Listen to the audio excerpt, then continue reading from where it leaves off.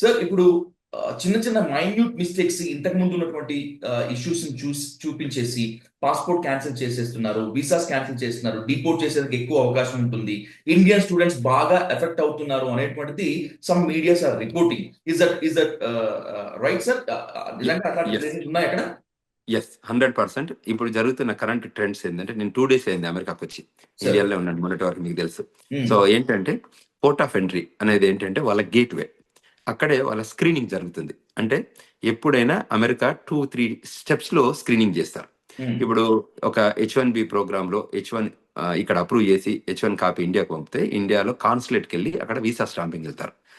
అక్కడ visa stamping చేసేటప్పుడు చెప్తారు, ఈ వీసాను ఇవాళ కాదు, పోర్ట్ ఆఫ్ ఎంట్రీలో కూడా వెరిఫై చేస్తారు, అక్కడ వెరిఫై చేసుకొని వాళ్ళకి నచ్చితేనే లోపలికి పంపుతారని చెప్తారు.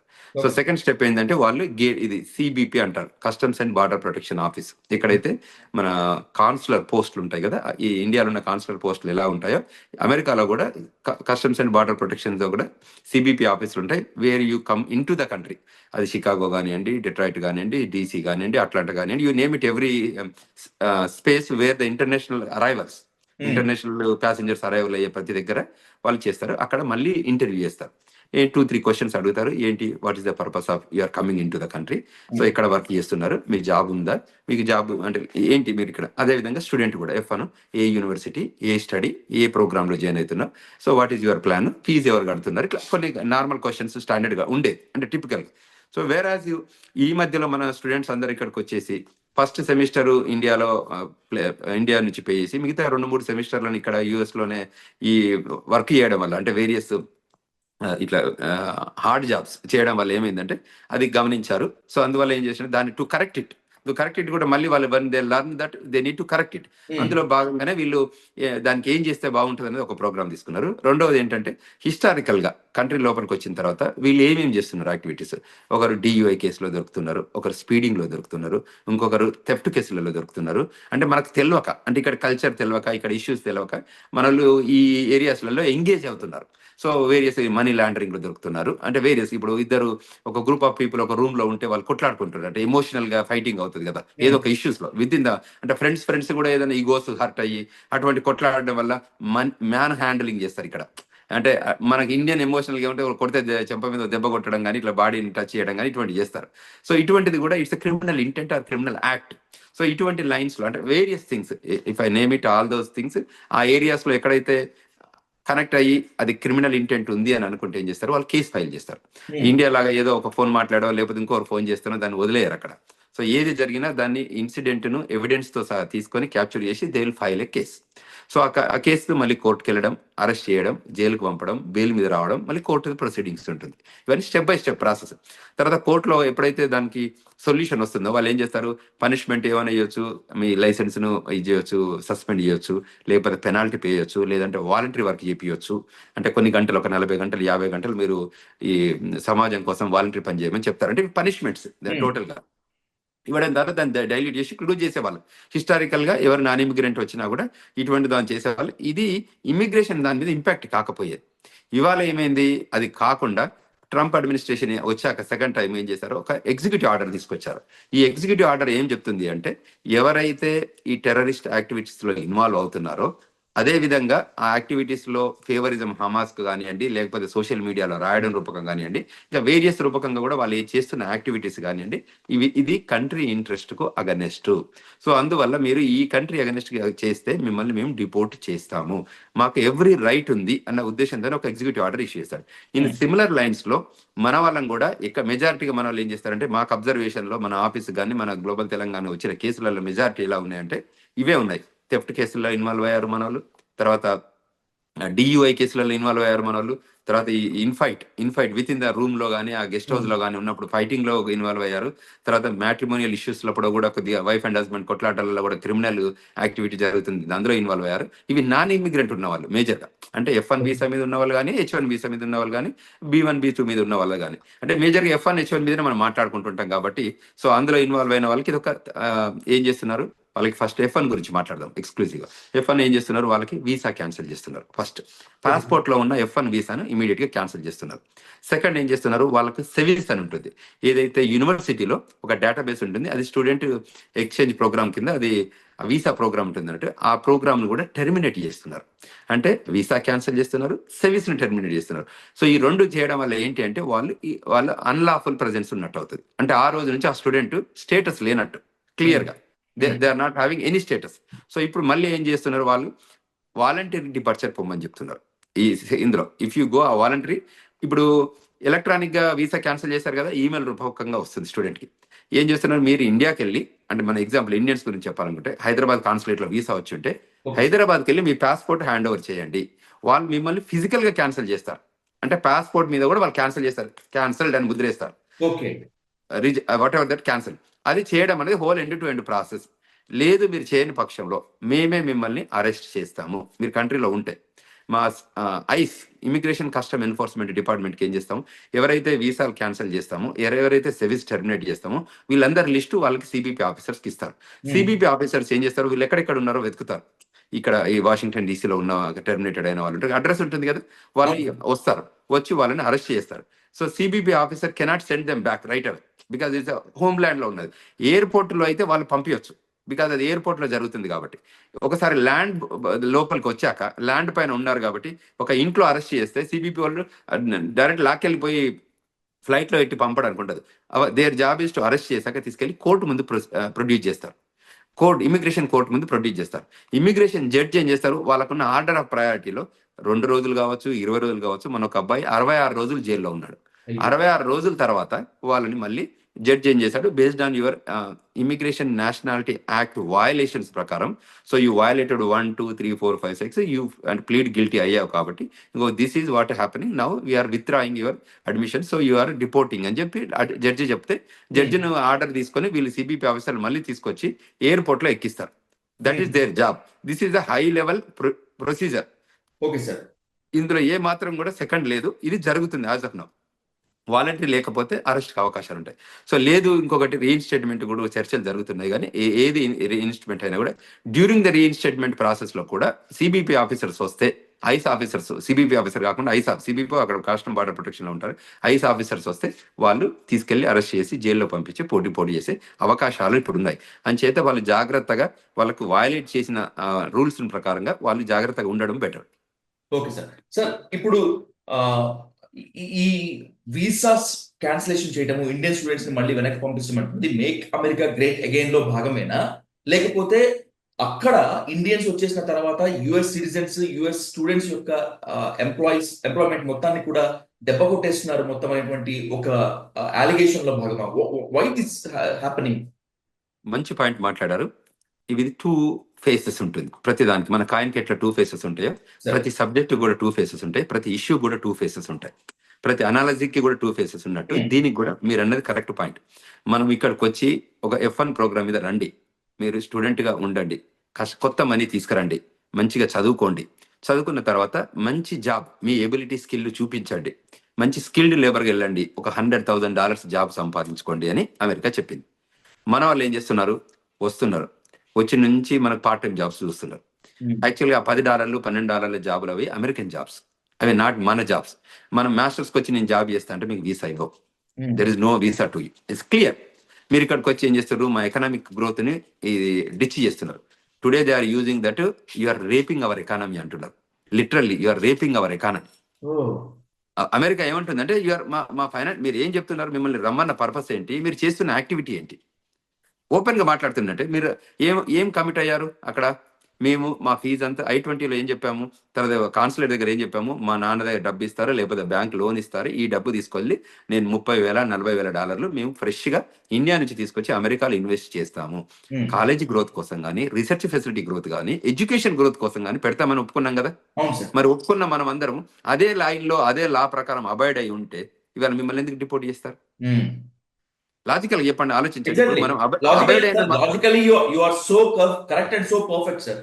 కరెక్ట్. సో మనం ఏదైతే ఒప్పుకున్నామో, మీరు వచ్చి మీరు చదువుకోండి, ఇప్పుడు ఎట్లయితే మనం, నేను మన పేరెంట్స్ అసోసియేషన్ మీటింగ్స్కి వెళ్ళినప్పుడు హైదరాబాద్ లో కానీ వరంగల్ లో కానీ వెళ్ళినప్పుడు ఒకటే విజ్ఞప్తి చేశాను, మీరు ఏదైతే వాళ్ళని ఇంజనీరింగ్ వరకు ఎట్లా చదివిస్తున్నారో, మీ డబ్బుతో చదివిస్తున్నారు కదా, పని చేపియట్లేదు కదా, మీ పిల్లల్ని జాబ్ చేయండి అని చెప్పట్లేదు. ఇంకొక 2 సంవత్సరాలు కూడా మీ డబ్బుతోని చదివించండి. చదవడం ద్వారా వాళ్ళ కెరీర్ బాగుంటుంది, వాళ్ళ గ్రోత్ బాగుంటుంది, వాళ్ళకి ఇటువంటి ఇమిగ్రేషన్ ఇష్యూస్లలో వాళ్ళు ఇరుక్కోకుండా ఉంటారు కదా. అవును. వాళ్ళ కెరీర్ లో వచ్చాక వాళ్ళు 100,000 ఇచ్చాక మీరు ఆ 2 ఏళ్ళది కాదు 20 ఏళ్ళ దాకా మీకు డబ్బు ఇస్తారు వెనకకు. ఉమ్. సో ఆ రకంగా అంటే మీరు ఏదైతే ఇంజనీరింగ్ వరకు చదివించారో ఇంకొక 2 ఏళ్ళు మాస్టర్స్ మీరు పంపిస్తున్నారో ఆ కంట్రీలో మీరు చెప్పండి, మీరు పేరెంట్స్ పిల్లలకి చెప్పండి, నాన్న మీరు ఎక్కడ పని చేయకండి, మీరు ఫోకస్ మీద ఎడ్యుకేషన్ చేయండి, మంచి జాబ్ సంపాదించుకోండి, మీకు కావాల్సినంత ఎడ్యుకేషన్ ఫీజు మేము పంపిస్తాం అని చెప్పగలిగారు అనుకోండి, ఇవాళ డిపోటేషన్ ఇష్యూ ఉండకపోతుంటే కదా. ఇవాళ ఎకనామిక్ గా మన వాళ్ళు వెళ్ళి ఏం చేస్తారు, ఒక సెమిస్టర్ తర్వాత ప్రతి దిగిన ల్యాండ్ అయిన నెక్స్ట్ డే నుంచి వెళ్ళి ఏదో మోటార్లో, గ్రాసరీ స్టోర్లో, గ్యాస్ స్టేషన్లో, లిక్కర్ స్టోర్లలో పనిచేసి అక్కడ అమెరికన్ ఎకానమీని మనం డిచ్ చేస్తుంటే వాళ్ళు ఎలా వెల్కమ్ చెప్తారు చెప్పండి. ఇది law of the land. So ఒకసారి చూస్తారు, 2 సార్లు చూస్తారు. అది కూడా ఎలా ఉంటుంది, +or- 3%, 5%, 10% ఇస్ ఓకే. కానీ whereas now we are doing 90%. Exactly sir, exactly. It's open fact కదండి, అందరం గమనించాం కదా. ఇవాళ అరెస్ట్ అయ్యారన్నారు, DUI కేసులలో అరెస్ట్ అయ్యారు, ఇంకో రకంగా అరెస్ట్ అయ్యారు, ఇది అయ్యారు. మనం చేస్తేనే కదా అరెస్ట్ చేసింది. ఊరికే మన ఇంట్లో మంచిగా ఉంటే వాళ్ళు వచ్చి అరెస్ట్ చేయరు కదా. ఎగ్జాక్ట్లీ.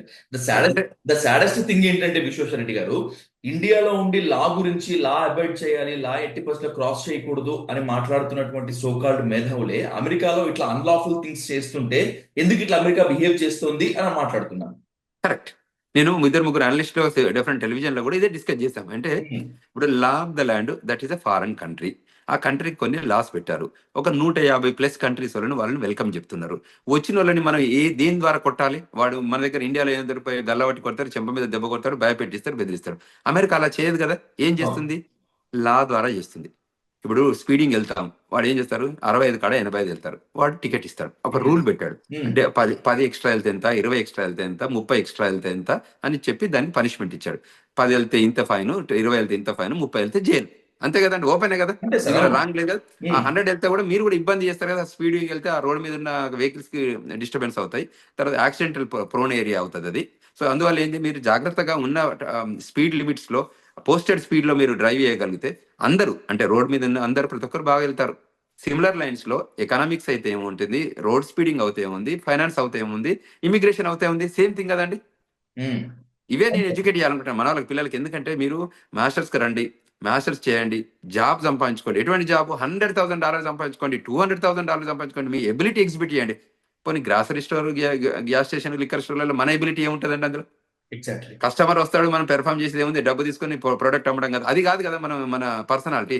మనది మన దగ్గర ఉన్న ability stem science, technology, engineering, mathematics, అది చూపించండి. అమెరికాకు చెప్పండి, మూవీలో చెప్తారు కదా, మహేష్ బాబు చూపిస్తారు కదా, product I am giving an offer to you type. అమెరికాకు మీరు ఆఫర్ ఇవ్వండి, this is my ability, give an offer to America.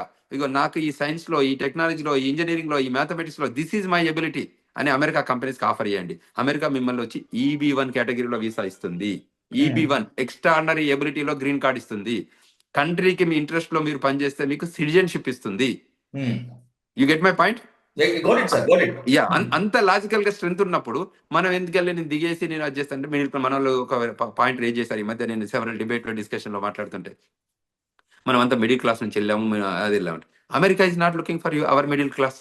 Exactly. ఇప్పుడు ఇండియాలో ఏం ప్రాబ్లమ్స్ ఉంటే మాకేం ప్రాబ్లం అంటుంది అమెరికా. ఎగ్జాక్ట్లీ. ఇప్పుడు మీకు ఉన్న నీడ్స్ ని బట్టి మీరు మా దగ్గరకు వస్తే మేము ఏం చేస్తాం, అది కాదు కదా. Our country is different. Our country is an immigrant country. Our country economics or different. Our country ideology different. Our country law of the land is different. మా ఐడియాలజీ వేరే ఉంటుంది, మా 5 డే వర్క్ ఉంటుంది, 2 డే వెకేషన్ ఉంటుంది. మా కంట్రీలో మేము ఇది ల్యాండ్ ఆపర్చునిటీస్ డిఫరెంట్ గా ఉంటుంది. ప్రపంచంలో ఎక్కడ గ్రేట్ టాలెంట్ ఉందో అది మాకు కావాలి. మాకు దొంగలు అక్కర్లేదు, మాకు చీటర్లు అక్కర్లేదు, మాకు క్రిమినల్ ఇంటెంట్స్ ఉన్న అక్కర్లేదు. This country is not recruiting criminals. This country is not recruiting law abiding, non law abiding people కాదు. This country is looking for law abiding people, dynamic people, extraordinary people, exemplary knowledge ఉన్న people who can deliver the things, who can make country great again, who can make economy great again, who can make the technology great again. ఆ line లో వాళ్ళు అడుగుతున్నారు. So అక్కడ మనం gap వస్తుంది కదా, అందులోనే ఈ కన్సర్న్స్ వచ్చినాయి ఇప్పుడు. అంతే తప్ప వేరే ఏం లేదండి. సింపుల్ గా మాట్లాడుకుంటే we are receiving number of calls from our people. నేనే షాక్ లో ఉన్నది ఏంటి అంటే, అన్న, అంకుల్ మేము థెఫ్ట్ చేశాము. ఏం చెప్పమంటారు చెప్పండి? ఆ థెఫ్ట్ కేసు ఏమైంది నాన్న, లెటర్ వచ్చింది మాకు, వీసా క్యాన్సిల్ వచ్చింది, ఎందుకు అని అడిగారు. Theft record. థెఫ్ట్ నీకేం అవసరం? అమెరికాలో వచ్చింది థెఫ్ట్ ఐటమ్స్. థెఫ్ట్ వాల్యూమ్ ఎంత తెలుసా అండి? థెఫ్ట్ విజయ్ గారు, థెఫ్ట్ సార్. వాల్యూమ్ $100, $200, $300. అయ్యో! ఇవాళ మీ వీసా పోతుంది. ఏం $10,000, $50,000 థెఫ్ట్ ఉండదు కదా! అవును. అవును సార్. ఏదో అవును. గ్రోసరీ స్టోర్‌లోకి వెళ్తాం. ఏదో ఇది ఇక్కడ మన బట్టల షాప్‌లోకి వెళ్తాం. అంటే క్లాతింగ్ షాప్‌లోకి వెళ్తాం. ఏదో 4 డ్రెస్‌లో, 3 డ్రెస్‌లో తీసుకొస్తాం. థెఫ్ట్ ఎందుకు రికార్డ్ అయింది? మీరు ఎందుకు తీసుకొస్తున్నారు? థెఫ్ట్ ఈ కంట్రీలో మీకు తెలుసు లా ఆఫ్ ది ల్యాండ్ కెమెరాలు చుట్టూరంగా ఉన్నాయని తెలుసు. కెమెరాలు చూస్తున్నాయి కదా! అవును. ప్రతి అవును. స్టోర్‌లో కెమెరాస్ ఉంటాయి కదా! హ్మ్. కెమెరాస్ ఉంటాయి. ఆఫీసర్ ఉంటాడు. కస్టమర్ సపోర్ట్ ఉంటారు. వాళ్ళు కళ్ళు పెద్ద కళ్ళు పెట్టుకొని చూస్తుండప్పుడు మనం ప్రొడక్ట్ ఎట్లా ఎస్కేప్ అయితాం అనుకుంటాం వేలకెళ్ళి. అవును. సో అది మినిమమ్ కామన్ సెన్స్ కదా! మనం ఎగ్జాక్ట్‌లీ. అమెరికా వచ్చింది చదువుకోవడానికా? దొంగతనం చేయడానికా? హ్మ్. చెప్పండి లాజికల్‌గా. నేను అవును. 2 ఏళ్ళు అక్కడ ఉన్న ప్రొడక్ట్ మనకి ఇండియాలో లేవా? ఇది ఏమైతుంది ఇప్పుడు? ఇండియన్స్ దొంగతనాలు చేస్తారనేది మెసేజ్ ఎళ్తుందా? ఎళ్ళట్లేదా? వెళ్ళిపోయింది కదా సార్ ఆల్రెడీ. అదే ఆల్రెడీ నేననేది అదే. అదే డాక్యుమెంటెడ్ అయిపోయింది. కన్సర్న్ ఏంటంటే మేము వాళ్ళని ఇక్కడే ఉండాలని కోరుకుంటాం. ఇక్కడే గ్రీన్ కార్డ్ రావాలని కోరుకుంటాం. హెచ్-1 మంచిగా ఉండాలని కోరుకుంటాం. వాళ్ళ ఫ్యామిలీ గ్రో అవ్వాలని కోరుకుంటాం. వాళ్ళ పిల్లలు ఇక్కడ పుట్టి బర్త్ రైట్ సిటిజన్ తీసుకోవాలనుకుంటాం. ఆ పిల్లలు ఈ అమెరికన్ ఎకానమీలో ఉండాలనుకుంటాం. అమెరికన్ పొలిటికల్ సిస్టమ్‌లో ఉండాలనుకుంటాం. వన్ డే వాళ్ళు గవర్నర్ కావాలనుకుంటాం. వివేక్ రామస్వామి ఎలా అయ్యాడు? ఆ అవును. స్థాయికి ఎట్లొచ్చాడు? ఆ లెవెల్‌లో వివేక్ రామస్వామి ఒక్కడే ఎందుకు కావాలి? రేపు తెలంగాణ గాని, తెలుగు పాపులేషన్‌లో ఉన్నవాళ్ళు చాలా మంది కావాలి. అవును. అంటే ఈ కంట్రీని కూడా మనం in a orderly fashion, in organised fashion grow చేయాలి. ఈ కంట్రీని ఓన్ చేసుకోండి. మీరు ఓన్ చేసుకోమని చెప్తుంది. మీరు ఇక్కడ పుట్టారు. మీకు పుట్టినందుకు ఒక రైట్స్ ఉంది. నాన్ ఇమిగ్రెంట్‌కి ఒక రైట్స్ ఉంది. మంచి ఎఫ్-1 మీద రావచ్చు. హెచ్-1 మీద తీసుకోవచ్చు. గ్రీన్ కార్డ్ తీసుకోవచ్చు. సిటిజన్ కావచ్చు. మీరు you can build your empire. మీరు మంచి బిజినెస్ చేసుకోండి. ఎంపైర్ హ్మ్. బిల్డ్ చేసుకోమని లీగల్లీ, హ్మ్. Not illegally. సో అది చేసే వాళ్ళందరికీ గ్రీన్ కార్డులు వస్తున్నాయి. అందరికీ సిటిజన్‌షిప్ వస్తుంది. ఎక్కడైతే గ్యాప్ ఉందో మేము రిక్వెస్ట్ చేస్తున్నాం. మన హ్మ్. విద్యార్థులందరికీ కూడా. ఇప్పుడు మీ రూపకంగా thank you sir. Dial news రూపకంగా, ఈ రూపకంగా మేము చెప్పేదేంటంటే తప్పకుండా అందరికి ఎడ్యుకేట్ కావాలి. ఇప్పుడు పర్పస్ ఆఫ్ మన మీటింగ్ కూడా అదే కదండీ! వాళ్ళకి ఎగ్జాక్ట్‌లీ ఇవ్వడం సార్. వల్ల అవును. అవును. The purpose of the society upliftment కోసమే కదా! నాలెడ్జ్ కోసము ఎంకరేజ్ చేయాలనే ఉద్దేశ్యంతోనే డయల్ న్యూస్ ద్వారా కూడా విజ్ఞప్తి చేస్తున్నాం. తప్పకుండా దీన్ని విన్న తర్వాతనైనా అట్‌లీస్ట్ ట్రాన్స్‌ఫార్మ్ కాండి. మన పిల్లోడు మొన్నెళ్లి అక్కడ డిస్ట్రిబ్యూషన్ ఇది ఫుడ్ డెలివరీకెళ్ళేసి అక్కడ షూటింగ్‌లో చనిపోయాడు. ఏమైంది ఇంపాక్ట్? ఇమ్మీడియేట్ ఇంపాక్ట్ ఎవరు? ఆ పేరెంట్సే. పేరెంట్స్. అవును సార్. అబ్బాయి చనిపోతే. హ్మ్. ఇప్పుడు హ్మ్. వాళ్ళ పిల్లలంతా డిపోర్ట్ అవుతున్నారు. ఎవరు ఇంపాక్ట్ అవుతున్నారు? పేరెంట్సే. ఇవాళ పేరెంట్స్. అదే పేరెంట్స్ ఆ రోజు మంచిగా సలహా ఇచ్చుంటే వాళ్ళు ఇబ్బంది పడకపోయేవాళ్ళు కదా! Exactly sir. Same exactly. Parents ఇవాళ ఏమవుతున్నారు? పించ్ అవుతున్నారు. పిల్లలు మళ్ళీ వెనకకు రావడం అనేది చాలా hurt. They are become very unhappy with this acting. అవును. ఇప్పుడేమంటారు? ట్రంప్ తప్పు అంటున్నారు. ఇందులో ట్రంప్ తప్పు ఎక్కడుంది? No. No. Not at all sir. Exactly sir. Sir interview చూసినటువంటి వాళ్ళు ప్రతి ఒక్కళ్ళు మీ అమూల్యమైనటువంటి సలహాలని ఖచ్చితంగా తీసుకోవాలని, జాగ్రత్తగా, హెచ్చరికలుగా పాటించాలని ఆహ్, ఎక్కడికెళ్ళినా కూడా ఇండియా పరువు తీయకుండా ముఖ్యంగా వీళ్ళ భవిష్యత్తును మనస్ఫూర్తిగా హ్యాపీగా నిర్మించుకోవాలని మనస్ఫూర్తిగా కోరుకుందాం. Thanks for your valuable time and valuable suggestions sir. Thank you so much. Thank thank you very much. Thank thank you. You.